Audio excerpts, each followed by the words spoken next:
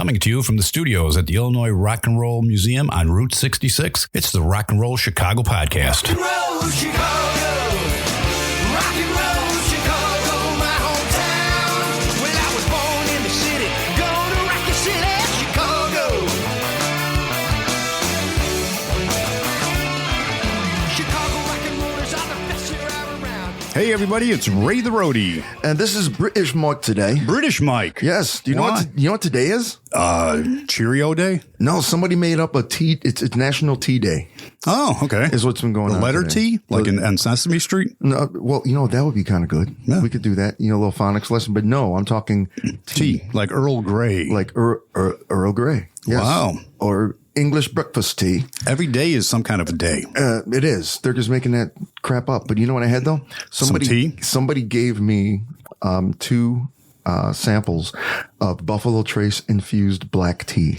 With Really? honey. Yeah. It was fantastic. Was it? They gave you two samples. Yes. So you just like you two tea sampled bags, both of them. so I did. I sampled both of them. Okay, you didn't. I thought maybe you brought one with. That's what I did. To share. Kind of calm the nerves, relax me in a whole bit and everything. I'm just see. going to be. So I'm going to fade back into the chair like that, so you can't hear my voice. Like Yep. we tell everybody they shouldn't do, but That's right. You'll be asleep before it's over. Yeah. No, it was interesting though. They took. It said bourbon. Grains. Fermented bourbon grains. So I guess what they did is they fermented it and you had the crap left over and you dry it out and you stick it in a tea bag. So it probably had corn and barley and rye and wheat and stuff in it. And it tasted like Buffalo Trace. It was pretty cool. Cool. We can't feed it to the cows because they'll be all like staggering. They'll be all loopy and everything like that. Yeah. Although we used to feed the fermented apples to make apple wine to chickens and they loved it. Well, it's because they were buzzed. There you go. Yeah, they didn't know when That's right. That's and we're getting dark. This went dark fast. It did. Yeah. It usually does. Oh, well, should we get on to what we're here to do? Yeah, let's do that. Alrighty, let's welcome Chad Link. Thanks, guys. Hey, it works. There we go. It's working. Yeah. All right. Now, is he the missing one or no? I don't know. No. Okay. No, but he's here, so he's not the missing one. He's not the missing link. The missing ones are the two we had to bring in here, I guess. Right. No, that's Chain. Chain. Gotcha. That's Chain Link. That's Chain Link. Oh, wow. That's too fun. And you can do a lot with it. You can do a lot. And I thought of another one and now I forgot it. Yeah. I thought one too, but maybe it's not appropriate. Sausage Link. Yeah. Yeah, there you go. There you go. That'll Sausage work. Link. Absolutely. Yeah, there you go. Smoky. Yeah, the Smoky That's what Link. it was. Smoky Link. Yep. There you go. Alrighty, so how you doing? Real good, man. I don't Good. know what we're here for now. Smoky. I think it's that Smoky tea. Link. How you doing, Chad? Real good, man. Man, good to see you. So we've seen each other around town. Yeah, Right. yeah. Where'd you come in from? I'm from Ottawa. You're from Ottawa. Okay. Yeah, Ottawa, Illinois. Singer-songwriter. So Yep. trying to get out there and play as much as I can, doing open mics and doing my own shows and things like that. So, Okay, that's good. Yeah, open mic's the best way to do that for if you're doing solo acoustic stuff and everything. yeah. Yeah, cool. So tell us how it started and how you put your sound together and what made you want to do this crazy thing that we call music. Yeah. Oh, wow, man. To go back to the beginning, yeah, I was a hand drummer, high school, long-haired hippie kid playing in the canyons out at Star Rock and things like that. Like the Danielson thing with the little man. hand drum that you spun back and forth like this? No, not that kind, but one. a djembe. Okay. A djembe, right? I bought a djembe at 16 and started playing drum circles and things like that. Got into music and backing my buddies up. Wound up kind of deciding to play guitar about 19. So just out of high school, started playing guitar and writing songs and self-taught guy, never had any formal lessons. So yeah, definitely school of hard knocks. So right? you started playing these drum circles when you were still in high school? Yeah, absolutely. 16 years old. How many times did you get beat up? Never. Never.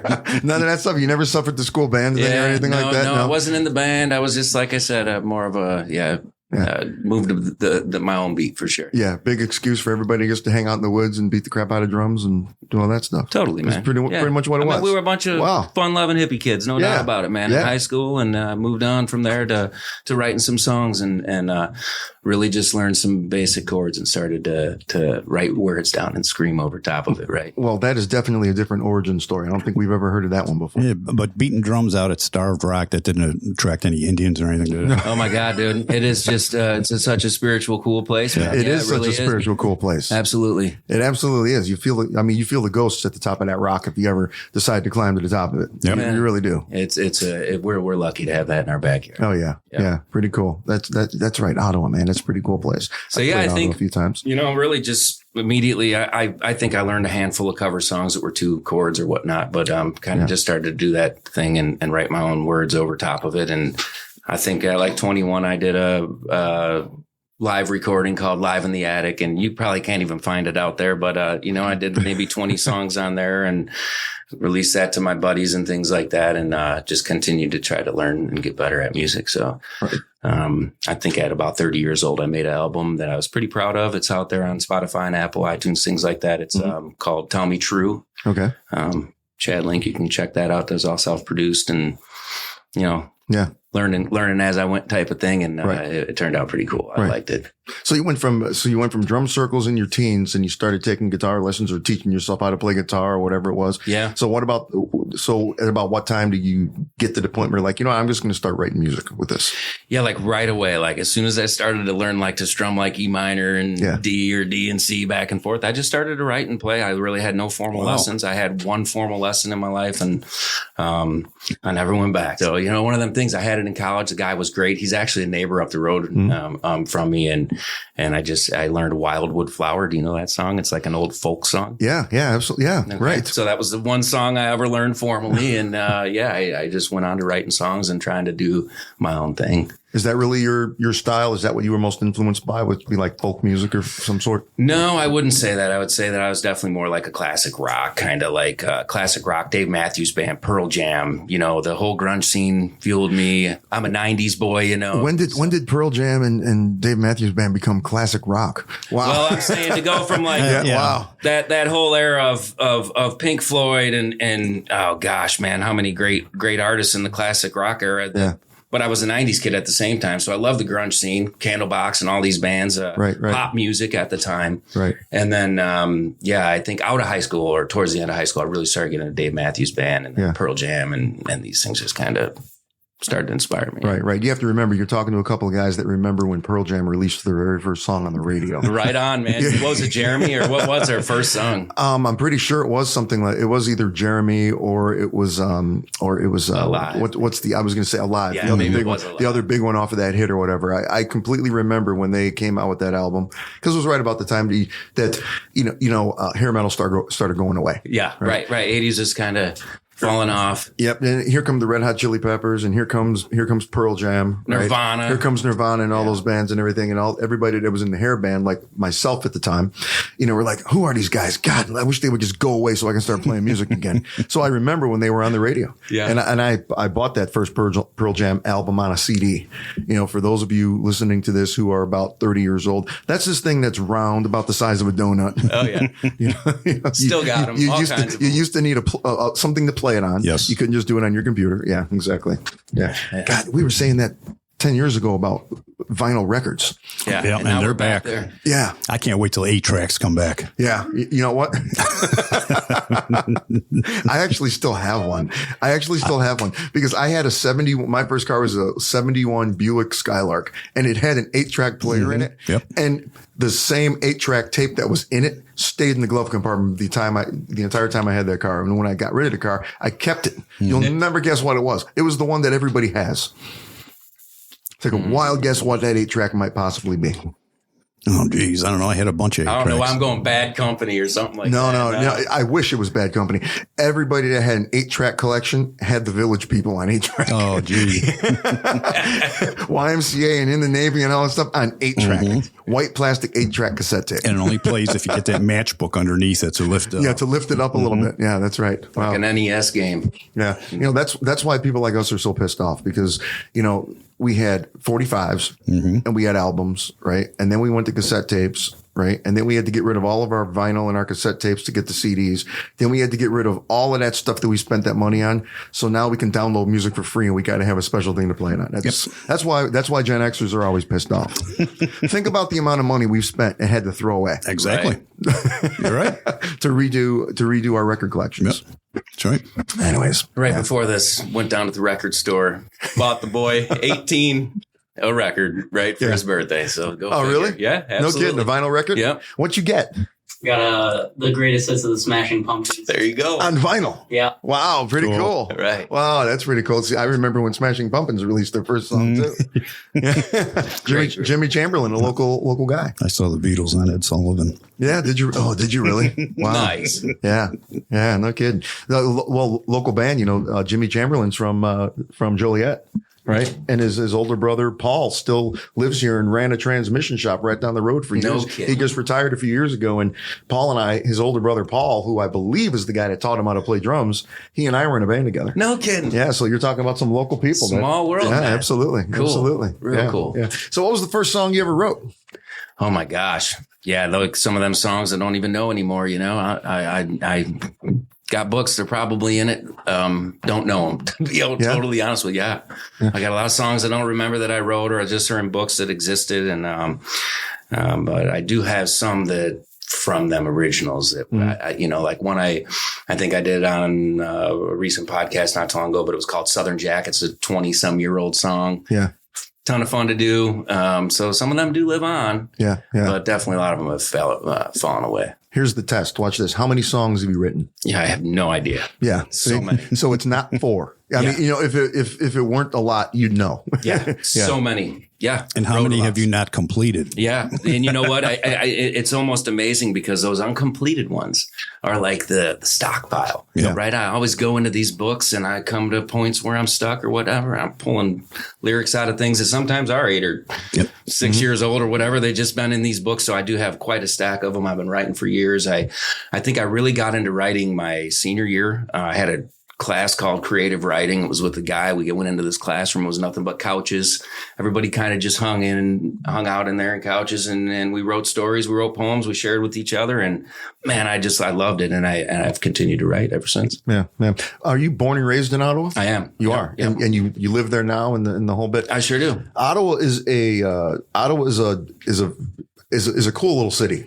And I shouldn't say little anymore because it's actually getting pretty big. There's a couple of places like in the downtown area that are popping up that are, what's the, there's like a wine bar. Yeah, we got, it's like a high-end martini bar and sure. There's a couple of them, but you got like, the one that you might be thinking of might be like Cat's Eye. Oh yeah. And then there's Tangled Roots down there, the brewery downtown, Right. so we love that place. Oh man, martini bars. There's lots of places to go. Have you played Cat's Eye yet? I have not. Cool place. Not played there. Absolutely cool place. When we're done with this, I can probably get you the name and the contact of the people that run it. And the whole bit, let's do that. Because I've played there a couple times. What a cool place that is. Yeah, I love it. I've gone down and had drinks. I haven't played there, but I definitely have had drinks there. Yeah, excellent. Good drinks, man. Yeah, no, absolutely. I like drinks. Yeah, Absolutely. we like drinks. Yeah, we always do that afterwards. In fact, And what's the place you guys love? That you were talking about the tea. It was the tea. this Buffalo Trace? Buffalo Trace. Yeah. My dad was just down there, Oh, no kidding. and I listened to Dead Freddy Oh, did you? Okay. recently in the past week or so. I listened to that, and he come over with a handle of vodka. Right. So you guys just said you're not going back to vodka anytime soon, something like that. But I thought it was funny. I'm like, wow, here's this Buffalo Trace. I really hadn't heard of it. So small world. I was like, okay. Your dad just went down there. He went. Yeah, he was did on a little trip. Did the trip down there. It's a fantastic trip. It really is. They were closed for a while. They were flooded. Yeah, I heard that, and I don't know where that fell on his trip, but Apparently they're unflooded. Yeah, they're fine now. I mean, it was just like their bottling facilities and stuff like. I don't think they actually lost any bourbon. No, I don't think It was so. just their bottling facilities. Thank and God, everything. huh? Yeah, thank God. Yeah, I Thank would God. have headed down there with growlers to fill Yeah, yeah. to save it. Yeah. But you know what I like about Ottawa, and speaking from a music standpoint, because I've played there in many places and, and a few times in the whole bit, you've got that small town feel, right? Absolutely. You got that small town country feel and farmers and everything. Then because of Starved Rock and that whole thing, you got a lot of visitors going there every single weekend, especially now it's going to probably start to ramp up.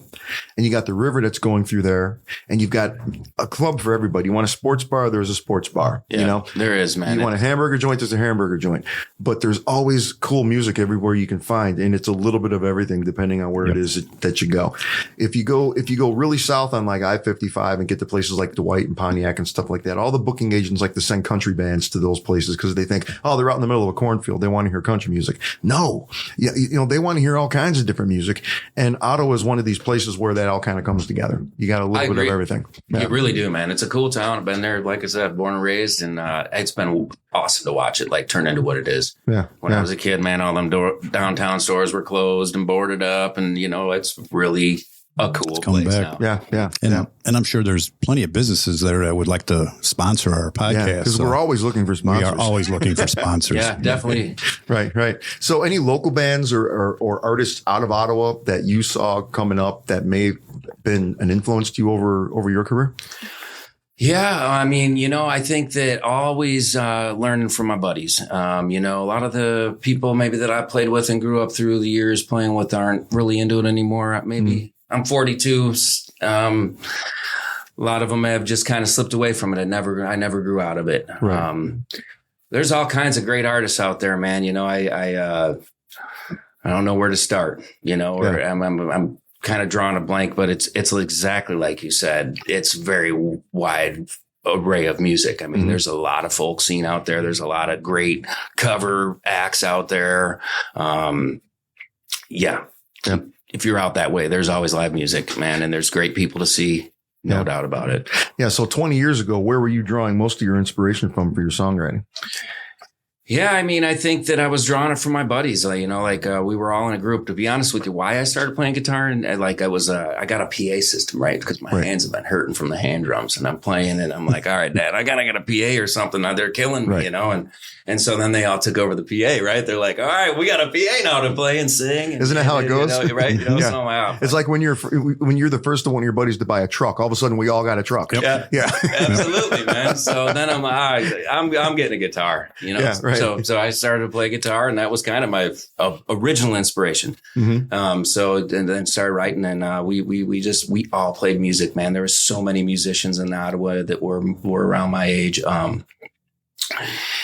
So I don't know. I can't really name drop. I can't really say a certain person. Right. A lot of these people were just people that were my buddies back then that played and don't really keep it with it now. Yeah.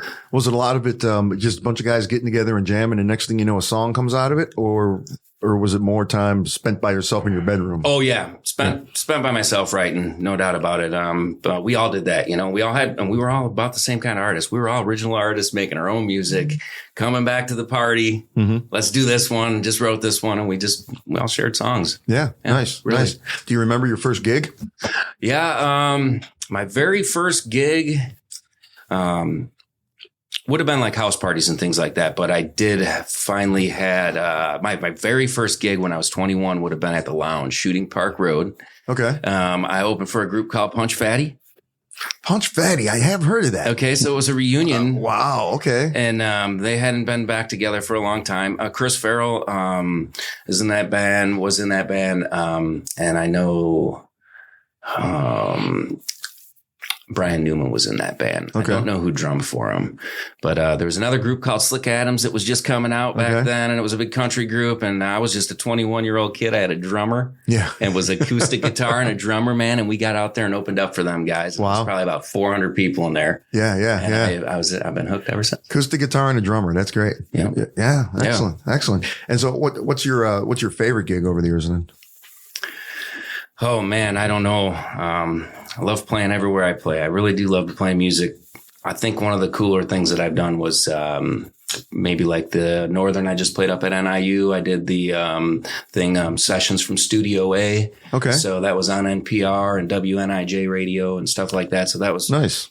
Radio era guys here. That's right. It was a big deal to be on the radio. Absolutely. That was my first time being on the radio and writing songs for 20 some years. So no kidding. Cool. I was really excited for that one. Yeah. Pretty cool. Well, I think it's about time we hear some of these songs. Yeah. Let's find out what it's all about. Yeah. Let's do that. Let's take a pause. And we'll be right back. Sounds good. You're listening to the Rock and Roll Chicago Podcast. Hey, everybody, it's Ray the Roadie. And this is Hollywood Mike of the Rock and Roll Chicago podcast. If you've been enjoying our weekly program, we have great news for you. Just tune in to Road to Rock Radio on Mondays at 7 p.m. Central Time, and you can hear a rebroadcast of one of our past episodes. Then again on Thursdays at 7 p.m., you can hear our most current episode brought to you by the Illinois Rock and Roll Museum on Route 66. So go to roadtorock.org, scroll down, and click on Radio Station. That'll bring you to the Road to Rock Radio, a station committed entirely to the great music from Illinois, from Chicago blues born on Maxwell Street to today's rock and roll and everything in between. 24/7, all music with its roots in Illinois. Your Sunday nights just got a whole lot bluesier. Get ready for the Bus Stop Blues, a show that takes you deep into the soul of the blues with classic hits, road stories, and live jam sessions. Hosted by bluesman Kevin Purcell and me, the one and only Road Bill. The Bus Stop Blues is 2 hours of nonstop blues, banter, and badassery. Check out the Bus Stop Blues podcast at thebusstopblues.com, where you can listen on Spotify, iHeart, Apple Podcasts, or any other major podcast platform. Hop on board the Bus Stop Blues, where the blues never stops rolling. And for the first time tonight, we've got in the studio live Chad Link. I'm going to do an original song called My Oh My. I got my boy Hudson Link on the cajon with me tonight.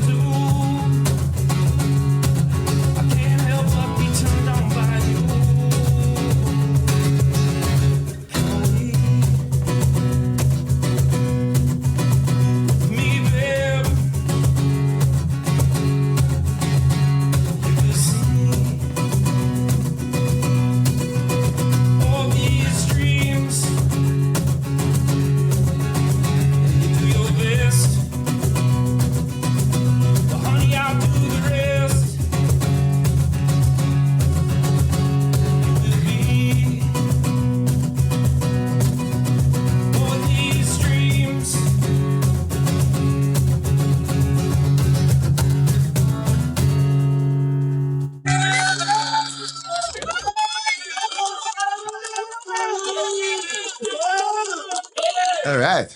Chad Link brought his own fan club and everything with him. That's right. How about that? That's right. I love that fan club. Yeah, that's great. But it's always dudes. It's always guys screaming like that, though.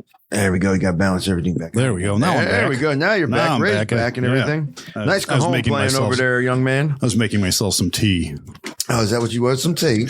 Making some tea? Making some tea. A spot of tea. A spot. We're done. We're just so done. Yeah. I know. Yeah. You can put that down. Just come back down and relax. we'll do another one a Let's little talk bit. a little bit more. Yeah. So what's the story behind that song? Yeah, so that was a song off my last album, Tell Me True. It was the song was called My Oh My. Story on that song. Oh my. I guess it's about swooping up a woman and taking off with her, huh? No. Come follow me with my dreams, man. And it says it right there in the chorus. So Yeah. that's Was what that it's you? about, right? Yeah. Was that you? It's always you. Okay, that's good. I just making sure. We go telling tales out of school or anything like that. You never know. Right. Yeah, that's why musicians do it, right? It's always for a woman. That's right. It is. No, not really. So it's man, I've liked that track a lot. It's all done on a electrified and on the album. So doing it acoustic lately has been a lot of fun. Mm-hmm. Kind of been a rebirth of it or whatever. Yeah, going around doing a lot of these open mic nights and podcast type things like this that are acoustic. So do you have your own band or do you always perform solo? So I usually perform solo, but I do a little bit of band work right now with the family. So nice. It's a ton of fun. It's called Ricks and Lee Revival. Okay. And Ricks and Lee is my three boys' last names, the last three letters of their last name, Ricks and Lee. Wow. So we got Hendrix, Hudson, and Harley. And right now we're just a three-piece where my wife plays the bass, my boy plays the drum set, and I play the guitar. Wow. So a ton of fun, man. Yeah, we went around we're going to be a band for 2 years here in July. Okay. So, Hudson's been able to back me up on the drums since he was 7. Wow. Nice. And I don't know if you guys remember this, but back then, gosh, we're going back about 10, 11 years ago now. There was a kid named Avery Molick, and he used to do Tom Sawyer by Rush on the drums on YouTube. Do you remember seeing that? Yeah. So me and him were watching him, and I'm like, hey, what do you think about playing the drums? It's like, yeah, I'd love to play the drums. And I'm like, let's sell that motorcycle and get some drums because he didn't like his motorcycle back then. Right. And no kidding, man, he could play right when he picked up the sticks. Wow. So you sold a motorcycle to get drums. yeah, he was only 7. You can't be too hard on him. Oh, right? that's true. That's true. Well, and he had a motorcycle at 7. Yeah, right. Yeah. How many kids have? Yeah, motorcycles at 7. Yeah. Okay. Well, I guess that depends on how many kids have insane fathers. True. Lots of them. No, that's not, I rode a motorcycle when I was 7. I get it. I get it. That's fun. Well, that's pretty cool. So about 2 years you guys have been doing that together? So, yeah, we're going to be a band of 2 years here in July. Last year we went all over the place and around our area playing. We played a whole bunch. I don't know. We probably played 15 or 20 times through the summer and fall, and it was a blast. So we took the year off, get him out of high school. He graduates Friday. Wow. Yeah, congrats. Congratulations. So we're just getting back to practicing and kind of getting after it. We played a gig a week ago, and we got some more coming up, through the summer. Not as many as last year, but we do have some coming. Right. Any plans to really just kind of go for it, or is it? Yeah, that's totally why I'm here. That's what I'm doing, man. And I got ChadLinkMusic.com. I'm trying to get out there and trying to push my music. I just released an EP. It's part of a 3-volume EP. Instead of an LP and releasing a whole album, we're going to split it up into 3 parts. Right. So be checking next month or 2. I got the volume 2 will be dropping. That's called Love Songs. And then volume 3 will be after that. It's called Bad Tattoo. Right. I just released It's About Time. Okay. And, it's three songs. So all self-produced stuff again, and I'm just trying to maybe get my stuff out there, hopefully get a publishing deal, maybe get a chance to go around and play this music as much as possible. So what are you doing from the business standpoint, from the business side of everything? I mean, it's to say I'm getting my name out there and you come out here and you do a podcast and stuff like that, but there's definitely a business. So that's why it's called the music business. Right. So from a business standpoint, what are you doing to get yourself out there? I mean, as far as publishing your music, are you doing the thing that everybody does by sticking stuff on Spotify, or are you taking that kind of like a step further? What are you doing? Yeah, no, I'm just using your simple distributor. I'm using DistroKid right now. So it's a pretty simple platform. I don't know if, I'm talking to people that don't know what it is. It's basically $40 a year, maybe even cheaper than that now. $25. I buy the other plan. It costs $40 a year. You can put as much music, unlimited music out there as you want. Back in the day with copywriting and things, if people aren't aware of like what really is in play there, back in the day, it was like, how do I copyright this? I don't want it to get stolen, this or that. When you write a song and you record it right then, it's copywritten. So I always record myself. I write songs, I just record myself playing them, and then go through the whole thing of trying to get some music together to put on, Spotify and iTunes and all that. Right. Yeah, it doesn't pay a lot. No, not at all. Money in it. You want to make any money, you got to go play live. Right. So that's what I'm doing. I'm playing a lot of live shows. I hope to play 100 shows this year. I think I got maybe 35 more shows to get booked, and I'll have 100 shows for the year. Nice. So it's pretty cool. It's a good milestone for me. Yeah.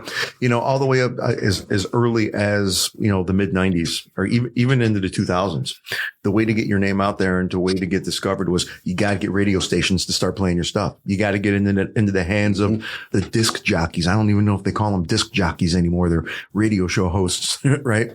But, nowadays that doesn't seem like the way to do it. Yeah. And you can't do it if you wanted to, because, there's a club and most of us aren't in it. Yeah. Right. I know that. So what's the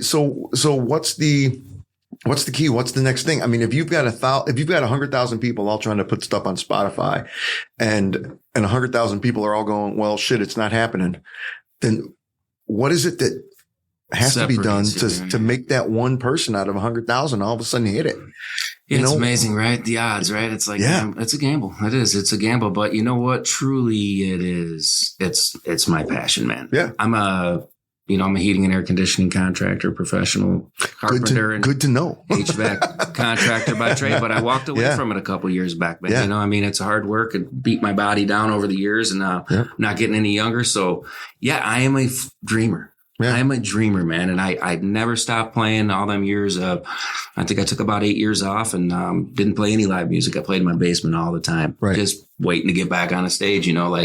That was where my life was at the time. It was what I had to do. Right. And this is what I got to do right now and play as much as possible. Well, there's got to be some station out, around Ottawa, a small, it's a smaller market, and there's got to be some radio station, a rock station or whatever you want, that would play it. Yeah. I've tried some things, getting things. It's funny that you say that because honestly, the other day, me and my wife were going down the road and I was like, I need to hit up like 93.3 and these other stations around here because I can't get my music on some radio stations around here. So we'll see what happens, man, Yeah, because I got friends of mine that they got their music out on a station, X-Rock in Valparaiso. Okay. Small station, small, community out there, but they're playing their music every day. Yeah. A lot of college stations. And college stations. Yeah. I love what you guys are saying because it actually reassures like kind of what I was saying just a couple of days ago. Like I need to hit these places up and go get on their airwaves and stuff too, and right here, WLRA, the Lewis University radio station. It's 88.1. It is all the way to the far left on the dial, right? Yeah. And I actually think I still have a couple of songs on the radio station because I knew one of the kids that had a radio show 15 years ago. And they took a couple of things that I recorded and they put it on this playlist. And I don't think they've changed that playlist because every once in a while I'll hear this song that I wrote 15 years ago pop up on it. But there's all kinds of stuff, like that. And really, I didn't ask that question to put you on the spot. I asked that question because every time we do one of these podcasts, we've got somebody in here going, what do we need to do, to get our stuff heard? What do we need to do to get out there? And nobody seems to yet have the magic potion or the magic formula. Yeah, I don't think there is, and I really think that it is just playing as much as you can. Yeah. And you got to get into the bigger markets, man. Like me right now, I'm from Ottawa. I'm trying to get into bigger markets like Joliet, Chicago, move from there and just keep getting into bigger markets. If you can get into bigger markets and get on the radio stations, maybe you can, you can get your music around. The problem is that most of these bigger stations are all corporate owned. And they've already planned out what they're going to play, who they're going to play, and a small group isn't going to make it. Sure. Yeah. And it's, I'm not going to badmouth anybody or talk down about anybody on this, but we've all heard the stories about there's a hit song coast to coast, other countries, wherever. Well, where'd this song come from? We've got this new artist, and the new artist comes up and says, oh yeah, I was just sitting with my laptop at my kitchen table one day and I put these beats together. And next thing you know, this person's got Song of the Year and Best New Artist. And then 2 years later, you don't hear this person anymore. Well, somebody found a way to play this song that they put together on a laptop at their kitchen table. Right. I'm working on that. Every day. So it's like, how does that happen? That's what I think everybody's trying to figure out. And I think the reality is that don't happen for most people. This is a get rich quick plan, man. Hell no. I am in it because I love music and it's what I wake up thinking about every day. Yeah. So, Yeah, I don't know. Maybe I'll never see that, but Right. I'm going to keep playing my music. I'm going to put it out there and hopefully can touch some people, because even if I can touch a couple people, that's what it's about, right? You know what I Right. mean? The messages that you get sent that said, man, that song was awesome. Mm-hmm. You know, honest to God, I had a couple people the other day hitting me up. They're falling in love halfway across the planet on this song that I wrote. I couldn't believe it. And then I see all my stats going up. I see these people watching this video over and over. It's really cool to see that, man. Yeah. That's what I'm trying to do. Yeah. Yeah. You know, do you think there's any positives to the newer technology and the new methods for getting your music out there? What's 100%. positive? What's positive about it? You know, I think what's positive about it is it's user friendly. You can put a little bit of study in, you can go a long way with a little bit of study, right? Yep. And so that's a super positive. The negative is it's taken away a lot of the money from from the musicians. Mm-hmm. I mean, you can put your music out there, you get nothing for it. I mean, I get thousands of listens, I get no money for that hardly. You know what I mean? That's why we're paying $300 a ticket to go see some of these big stars. That's right. Absolutely. They're not making money off the sales of the music anymore. Yeah. Yeah. And I mean, it's dirt cheap. Somebody said, I think in the podcast one time, it's like, you know, you can download my music for free, but if you want to download an app that makes fart noises, it's going to cost you $1. Isn't that something? Right.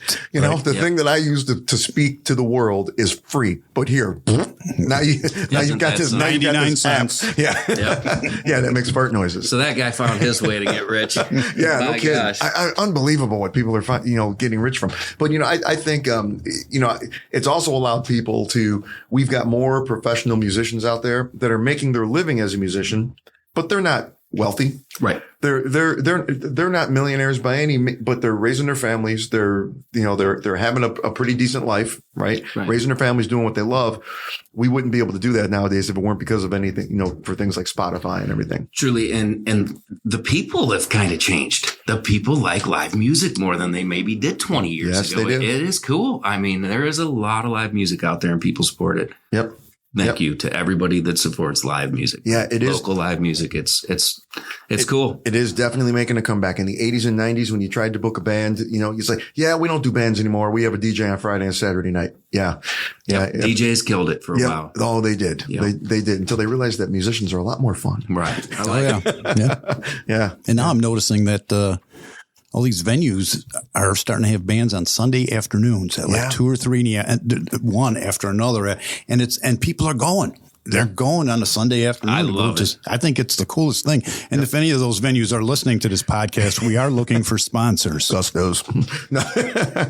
Right. Yeah. There's a lot of places like that. So, hey, I think it's time to hear another one. I think so. I think we should. Yeah. Yeah, for sure. So let's take a little break and we'll be right back. You're listening to the Rock and Roll Chicago Podcast. And here we are one more time. We got Chad Link. Song's called Us Do You Love.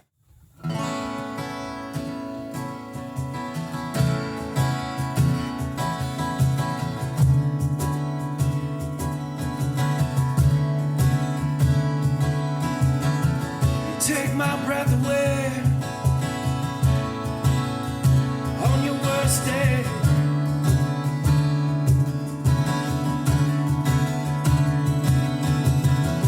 You said all the things I want to say.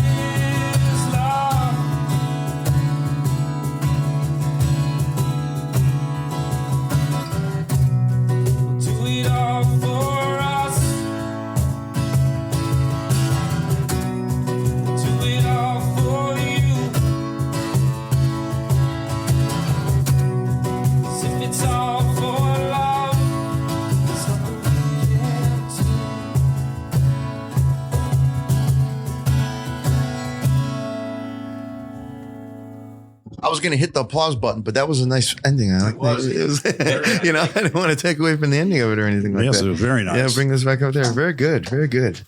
So, before we take off, talk about, one more time how people can find you and, find out where you're playing and, your websites and all that good stuff. Perfect, man. Thank you so much. Yeah. Guys, I'm just so thankful for you guys letting me come on the program first off. And, anybody out there listening can go to chadlinkmusic.com. I've got all my, dates listed on there.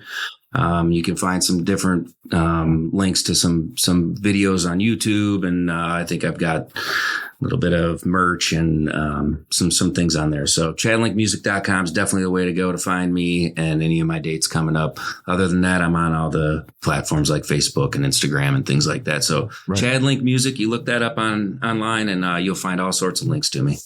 What do you have coming up? Let's see. What is it? Probably Today's June 29th. Today's June 29th. Okay. So we are looking at July, August, September. What kind of stuff you got coming up? So I have July 19th. I'm going to be right around the corner from here. I'm going to be downtown Joliet playing the artisan market. I believe they're going to be having. Yeah. So that'll be one place to find me close by here. Other than that, I'll be out in the Ottawa area, definitely, the whole Illinois Valley from Ottawa to Peru, Spring Valley area. I play with the band and by myself through there.